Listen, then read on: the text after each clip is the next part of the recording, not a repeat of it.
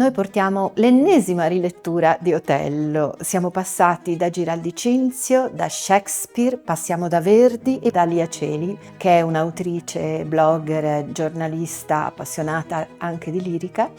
E quindi raccontiamo i colori del melodramma, raccontiamo il passaggio da Shakespeare a Verdi e purtroppo dobbiamo anche constatare che certe cose non sono cambiate.